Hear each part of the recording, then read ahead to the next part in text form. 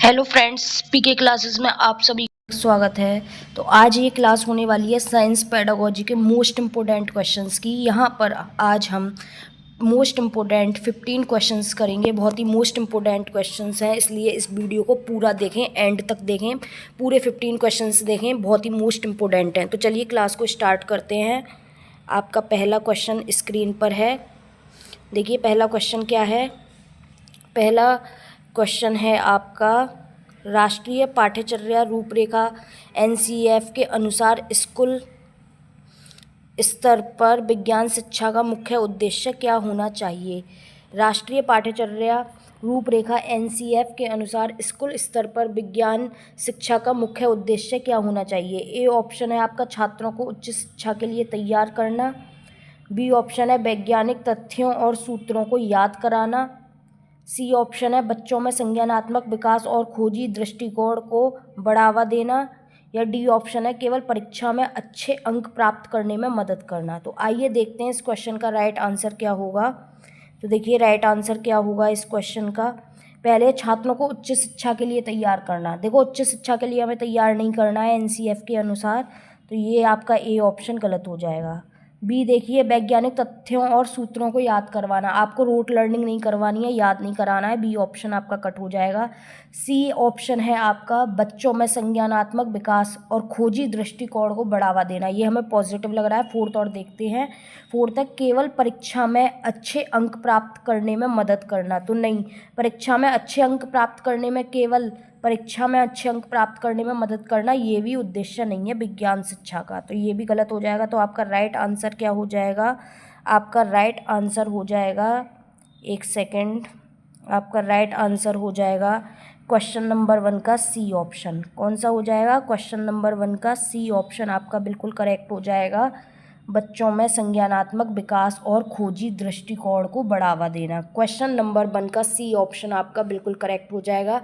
आइए देखते हैं हमारा नेक्स्ट क्वेश्चन क्या है। तो देखिए क्वेश्चन नंबर 2 देखिए स्क्रीन पर।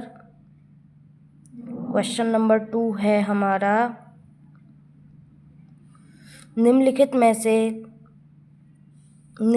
से कौन सी विधि विज्ञान कक्षा में पूछताछ आधारित दृष्टिकोण को सबसे अच्छी तरह दर्शाती है। निम्नलिखित में से कौन सी विधि विज्ञान कक्षा में पूछताछ आधारित दृष्टिकोण को सबसे अच्छी तरह दर्शाती है। ए ऑप्शन है, शिक्षक द्वारा ब्लैक बोर्ड पर आरेख बनाना और समझाना।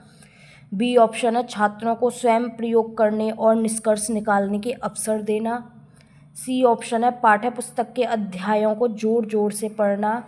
डी ऑप्शन है, कक्षा के अंत में महत्वपूर्ण परिभाषाओं को लिखवाना। तो ये क्या कह रहा है, विज्ञान कक्षा में पूछताछ आधारित दृष्टिकोण कौन सा है। पूछताछ आधारित दृष्टिकोण, तो देखिए शिक्षक द्वारा ब्लैक बोर्ड पर आरेख बनाना और समझाना, ये पूछताछ आधारित दृष्टिकोण नहीं है। ए ऑप्शन आपका कट हो जाएगा। बी ऑप्शन देखिए, छात्रों को स्वयं प्रयोग करने और निष्कर्ष निकालने के अवसर देना, ये हमें पॉजिटिव लग रहा है। आगे और ऑप्शन हम चेक करते हैं। सी ऑप्शन है, पाठ्य पुस्तक के अध्यायों को जोर जोर से पढ़ना। नहीं, ये पूछताछ आधारित दृष्टिकोण नहीं है। सी ऑप्शन भी आपका कट हो जाएगा। डी ऑप्शन देखिए, कक्षा के अंत में महत्वपूर्ण परिभाषाओं को लिखवाना। कक्षा के अंत में महत्वपूर्ण परिभाषाओं को लिखवाना, ये भी पूछताछ आधारित दृष्टिकोण को नहीं दर्शाता है। डी ऑप्शन भी आपका कट हो जाएगा। तो आपका राइट आंसर क्या हो जाएगा, बी ऑप्शन आपका बिल्कुल करेक्ट हो जाएगा। तो क्वेश्चन नंबर 2 का बी ऑप्शन आपका बिल्कुल करेक्ट हो जाएगा। छात्रों को स्वयं प्रयोग करने और निष्कर्ष निकालने के अवसर देना। क्वेश्चन नंबर 2 का बी ऑप्शन आपका बिल्कुल करेक्ट हो जाएगा। आइए नेक्स्ट क्वेश्चन देखते हैं, मोस्ट इम्पोर्टेंट क्वेश्चंस हैं। नेक्स्ट क्वेश्चन देखते हैं, question number 3। Question number 3 screen पर देखिए, एक सेकंड, हाँ क्वेश्चन नंबर 3 देखिए, विज्ञान में रचनात्मक मूल्यांकन फॉर्मेटिव असेसमेंट का प्राथमिक उद्देश्य क्या है। विज्ञान में रचनात्मक मूल्यांकन का प्राथमिक उद्देश्य क्या है। ए ऑप्शन है, छात्रों को उनकी वार्षिक परीक्षाओं के आधार पर रैंक देना। बी ऑप्शन है, सीखने के अंतराल की पहचान करना और शिक्षण में सुधार करना। सी ऑप्शन है, छात्रों की व्यवहारिक क्षमताओं का अंतिम ग्रेडिंग करना। या डी ऑप्शन है सहपाठियों के बीच प्रतिस्पर्धा की भावना को बढ़ाना। तो क्वेश्चन क्या पूछ रहा है, इसमें पूछ रहा है विज्ञान में रचनात्मक मूल्यांकन का फॉर्मेटिव असेसमेंट का प्राथमिक उद्देश्य क्या है। ए ऑप्शन है छात्रों को उनकी वार्षिक परीक्षाओं के आधार पर रैंक देना। बी ऑप्शन है सीखने के अंतराल की पहचान करना और शिक्षण में सुधार करना। सी ऑप्शन है छात्रों की व्यवहारिक क्षमताओं का अंतिम ग्रेडिंग करना। या डी ऑप्शन है सहपाठियों के बीच प्रतिस्पर्धा की भावना को बढ़ाना। तो देखिए ए ऑप्शन क्या है आपका, रैंक देना। तो रैंक देना तो गलत होता है, नेगेटिव होता है, तो ए ऑप्शन आपका कट हो जाएगा। सी ऑप्शन देखिए यहाँ पर भी ग्रेडिंग के बारे में बात कर रहा है, छात्रों की व्यवहारिक क्षमताओं का अंतिम ग्रेडिंग करना, यहाँ पे भी ग्रेडिंग की बात हो रही है, वहाँ पर रैंक की थी, यहाँ पर ग्रेडिंग थी, ये भी कट हो जाएगा, ये भी नेगेटिव में आता है। डी ऑप्शन देखिए, डी ऑप्शन क्या है, सहपाठियों के बीच प्रतिस्पर्धा की भावना को बढ़ाना। देखो प्रतिस्पर्धा कंपटीशन हमें कराना नहीं है, कंपटीशन भी नेगेटिव में आता है, तो डी ऑप्शन भी कट हो जाएगा। तो आपका थर्ड का राइट आंसर क्या हो जाएगा, बी ऑप्शन। क्या राइट आंसर हो जाएगा, सीखने के अंतराल की पहचान करना और शिक्षण में सुधार करना।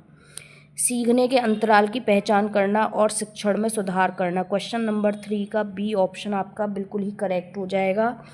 क्वेश्चन नंबर 3 का बी ऑप्शन आपका बिल्कुल करेक्ट हो जाएगा। आइए देखते हैं फोर्थ क्वेश्चन क्या है। फोर्थ क्वेश्चन देखिए स्क्रीन पर, एक सेकंड बस। हाँ देखिए फोर्थ क्वेश्चन क्या है, एक विज्ञान शिक्षिका अपनी कक्षा में तैरने और डूबने की अवधारणा पढ़ाना चाहती है। कौन सी अवधारणा पढ़ाना चाहती है, तैरने और डूबने की अवधारणा पढ़ाना चाहती है। उसे किस शिक्षण रणनीति से शुरुआत करनी चाहिए। क्या पढ़ाना चाहती है, पहले कौन सी अवधारणा है ये देख लो। तैरने और डूबने की अवधारणा पढ़ाना चाहती है। ए ऑप्शन है घनत्व और उत्प्लावन बल की गणितीय परिभाषा देना। बी ऑप्शन है ब्लैक बोर्ड पर एक विस्तृत तालिका बनाना कि कौन सी वस्तुएं तैरती हैं। सी ऑप्शन है आपका छात्रों को विभिन्न वस्तुओं के साथ पानी में खेलकर अवलोकन करने देना। या डी ऑप्शन है आपका सीधे विषय का वीडियो चला देना। तो देखिए सीधे विषय का वीडियो चला देना ये तो गलत हो जाएगा, डी ऑप्शन आपका कट हो जाएगा, सीधे आपको विषय का वीडियो नहीं चलाना है। नेक्स्ट देखिए ए ऑप्शन देख लिए घनत्व और उत्प्लावन बल की गणितीय परिभाषा देना। नहीं, आपको क्या करना है, गणितीय परिभाषा नहीं देनी है घनत्व और उत्प्लावन बल की। हमें कौन सी कॉन्सेप्ट पढ़ाना है, तैरने और डूबने की अवधारणा पढ़ाना है। तो ए ऑप्शन आपका कट हो जाएगा। बी ऑप्शन देखिए ब्लैक बोर्ड पर एक विस्तृत तालिका बनाना कि कौन सी वस्तुएं तैरती हैं, ये भी आपका कोई अच्छा रणनीति नहीं है, बी ऑप्शन भी कट हो जाएगा आपका। सी ऑप्शन देखिए छात्रों को विभिन्न वस्तुओं के साथ पानी में खेलकर अवलोकन करने देना, ये आपका पॉजिटिव है। तो आपका फोर्थ का राइट आंसर क्या हो जाएगा, आपका फोर्थ का राइट आंसर हो जाएगा सी ऑप्शन। आपका फोर्थ का राइट आंसर क्या हो जाएगा, एक सेकंड में इसको मिटा देती हूँ, अब आपको राइट आंसर दिखाती हूँ। आपका राइट आंसर क्या हो जाएगा, सी ऑप्शन। राइट आंसर क्या हो जाएगा, छात्रों को विभिन्न वस्तुओं के साथ पानी में खेलकर अवलोकन करने देना। क्वेश्चन नंबर 4 का जो राइट आंसर हो जाएगा वो हो जाएगा आपका सी ऑप्शन। आगे बढ़ते हैं क्वेश्चन नंबर 5 की तरफ। तो देखिए क्वेश्चन नंबर 5 क्या है हमारा, क्वेश्चन नंबर 5 देखिए 5 है हमारा विज्ञान में वैज्ञानिक स्वभाव या वैज्ञानिक दृष्टिकोण का क्या अर्थ है।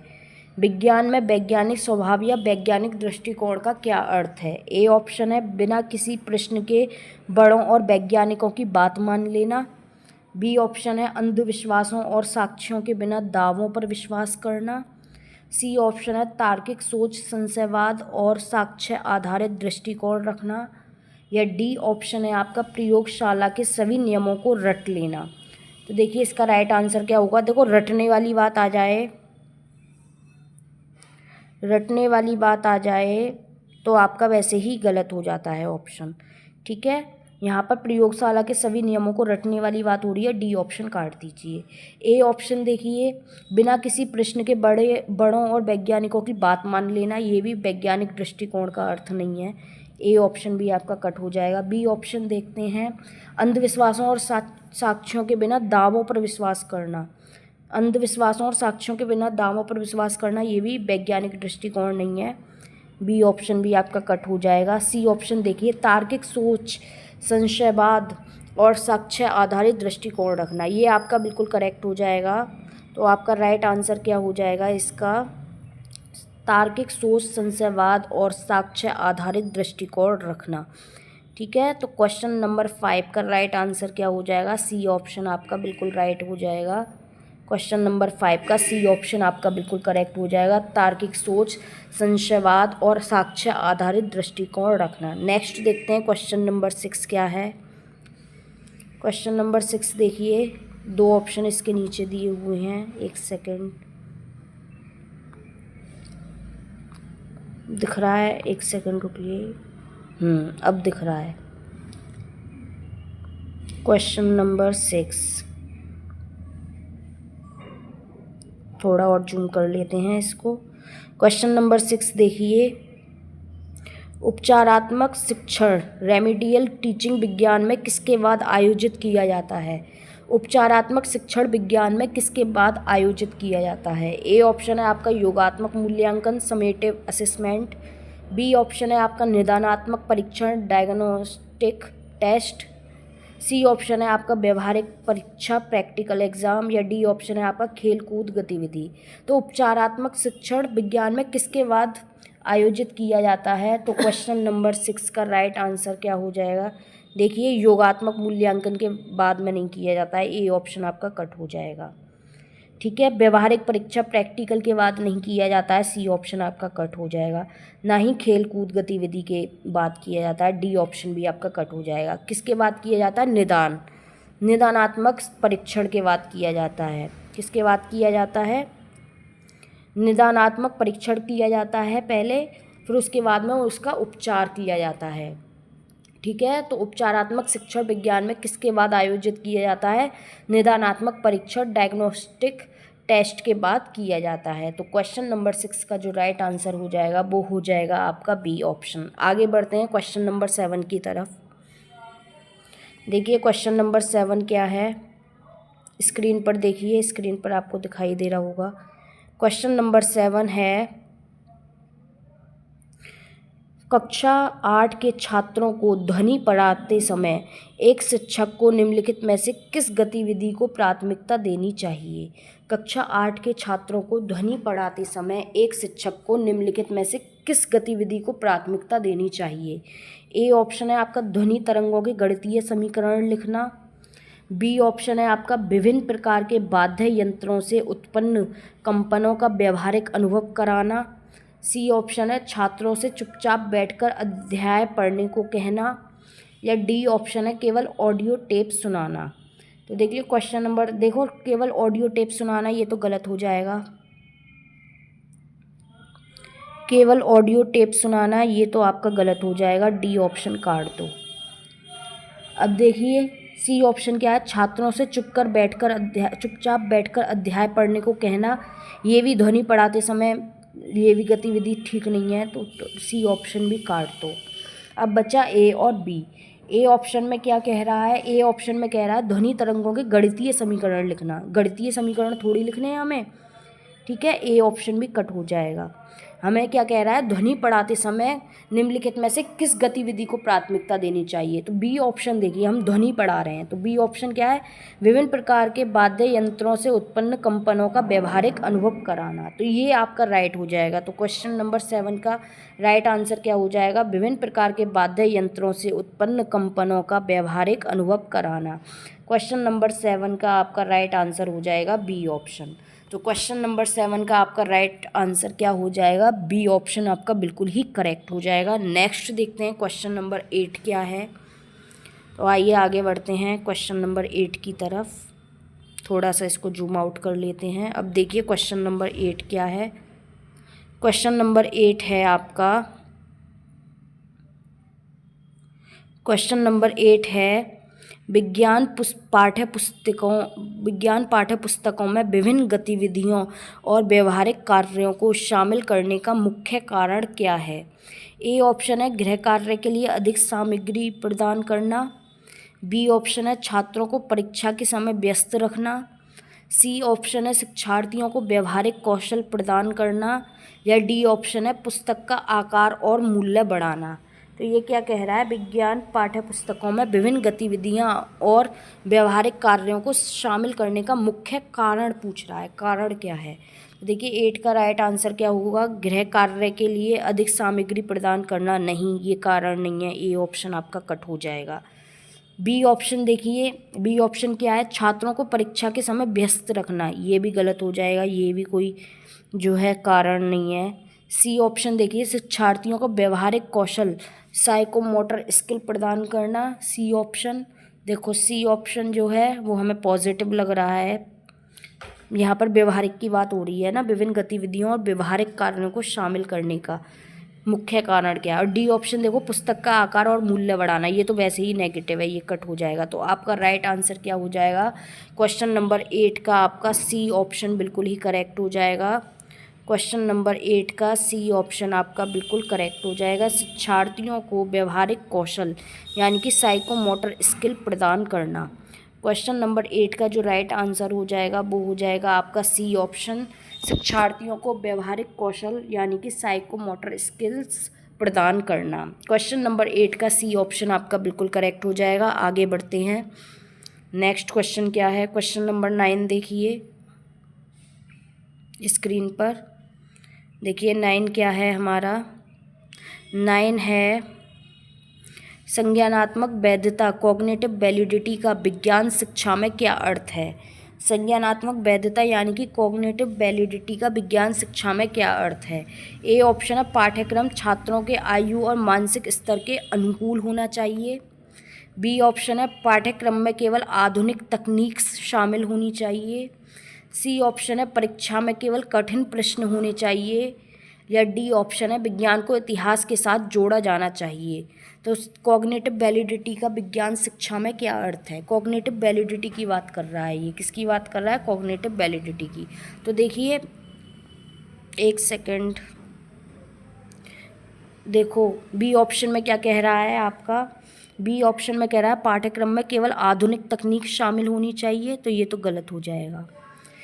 पाठ्यक्रम में केवल आधुनिक तकनीक शामिल होनी चाहिए, ये गलत हो जाएगा। सी ऑप्शन देखिए परीक्षा में केवल कठिन प्रश्न होने चाहिए, ये भी आपका गलत हो जाएगा कि परीक्षा में केवल कठिन प्रश्न होने चाहिए। डी देखिए विज्ञान को इतिहास के साथ जोड़ा जाना चाहिए, नहीं ये भी ज़रूरी नहीं है। कॉग्निटिव वैलिडिटी का विज्ञान शिक्षा में ये भी अर्थ नहीं है कि विज्ञान को इतिहास के साथ जोड़ा जाना चाहिए। डी ऑप्शन भी आपका कट हो जाएगा। ए ऑप्शन देखिए गौर से, पाठ्यक्रम छात्रों के आयु और मानसिक स्तर के अनुकूल होना चाहिए। कॉग्निटिव वैलिडिटी का क्या मतलब है, कॉग्निटिव वैलिडिटी का क्या मतलब है, पाठ्यक्रम छात्रों के आयु और मानसिक स्तर के अनुकूल होना चाहिए। तो क्वेश्चन नंबर 9 का ए ऑप्शन आपका बिल्कुल ही करेक्ट हो जाएगा। क्वेश्चन नंबर 9 का ए ऑप्शन आपका बिल्कुल करेक्ट हो जाएगा कि पाठ्यक्रम छात्रों के आयु और मानसिक स्तर के अनुकूल होना चाहिए। नेक्स्ट देखते हैं क्वेश्चन नंबर 10 क्या है। क्वेश्चन नंबर 10 देखिए,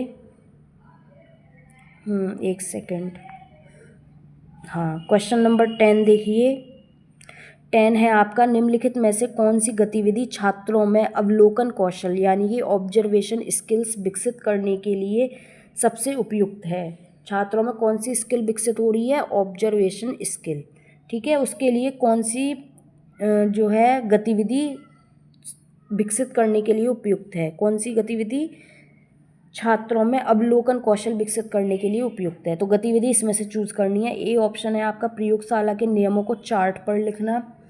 बी ऑप्शन है आपका एक पौधे के दैनिक विकास को रिकॉर्ड करना और उसकी तुलना करना। या सी ऑप्शन है किसी वैज्ञानिक की जीवनी पढ़ना। या डी ऑप्शन है विज्ञान के सूत्रों को बार बार लिखना। ऑब्जर्वेशन स्किल पूछ रहा है, ये कौन सी गतिविधि ऑब्जर्वेशन स्किल विकसित करने के लिए उपयुक्त है। तो देखिए प्रयोगशाला के नियमों को चार्ट पर लिखना, ए ऑप्शन बिल्कुल गलत हो जाएगा। प्रयोगशाला के नियमों को चार्ट पर लिखने का क्या मतलब है, ऑब्जर्वेशन स्किल विकसित करनी है। यहाँ पर कौन सी स्किल विकसित करनी है, ऑब्जर्वेशन स्किल्स को विकसित करना है। ए ऑप्शन कट हो जाएगा। सी देख लीजिए किसी वैज्ञानिक की जीवनी पढ़ना, नहीं। किसी वैज्ञानिक की जीवनी पढ़ना भी ऑब्जर्वेशन स्किल विकसित करने के लिए उपयुक्त नहीं है। डी देखिए, विज्ञान के सूत्रों को बार बार लिखना, नहीं, विज्ञान के सूत्रों को बार बार लिखना भी नहीं है। तो कौन सी गतिविधि अवलोकन कौशल विकसित करने के लिए उपयुक्त है? तो देखिए बी ऑप्शन क्या है आपका, बी ऑप्शन है एक पौधे के दैनिक विकास को रिकॉर्ड करना और उसकी तुलना करना। यहाँ पे ही तो ऑब्जर्वेशन किया जा रहा है। ऑब्जर्वेशन का क्या मतलब है? ऑब्जर्व कर रहे हैं हम, ऑब्जर्वेशन कर रहे हैं, अवलोकन कर रहे हैं, तो यहाँ पर ही तो अवलोकन हो रहा है। एक पौधे के दैनिक विकास को रिकॉर्ड करना और उसकी तुलना करना। तो आपका बी ऑप्शन, क्वेश्चन नंबर 10 का बी ऑप्शन आपका बिल्कुल ही करेक्ट हो जाएगा। आगे बढ़ते हैं क्वेश्चन नंबर 11 की तरफ। देखिए क्वेश्चन नंबर 11 क्या है। क्वेश्चन नंबर 11 है, विज्ञान शिक्षण में समस्या समाधान विधि का पहला चरण क्या है? मोस्ट इम्पोर्टेंट है, ये बीएड से क्वेश्चन रिपीट होता आ रहा है कि विज्ञान शिक्षण में समस्या समाधान विधि का पहला चरण क्या है? ए ऑप्शन है डेटा का विश्लेषण करना, बी ऑप्शन है समस्या की पहचान करना और उसे समझना, सी ऑप्शन है परिकल्पना का निर्माण करना, या डी ऑप्शन है निष्कर्ष निकालना। प्रॉब्लम सॉल्विंग मेथड का फर्स्ट स्टेप पूछा है आपसे, तो फर्स्ट स्टेप क्या होगा आपका? देखो डेटा का विश्लेषण करना, ये तो हम स्टार्टिंग में नहीं करेंगे, ए ऑप्शन आपका कट हो जाएगा। और देखिए सी ऑप्शन देखिए परिकल्पना यानी कि हाइपोथेसिस का निर्माण करना, ये भी फर्स्ट ऑप्शन में नहीं, फर्स्ट स्टेप में नहीं करेंगे, ये भी कट हो जाएगा। निष्कर्ष निकालना तो लास्ट में निकालेंगे। तो आपका राइट आंसर क्या हो जाएगा? 11 का बी आपका बिल्कुल करेक्ट हो जाएगा, समस्या की पहचान करना और उसे समझना। तो आपका राइट आंसर क्या हो जाएगा? 11 का बी ऑप्शन, एक सेकेंड, 11 का बी ऑप्शन आपका बिल्कुल करेक्ट हो जाएगा, समस्या की पहचान करना और उसे समझना। समस्या की पहचान करना और उसे समझना, 11 का बी ऑप्शन आपका बिल्कुल ही करेक्ट हो जाएगा। आगे बढ़ते हैं नेक्स्ट क्वेश्चन की तरफ। नेक्स्ट क्या है, एक सेकेंड,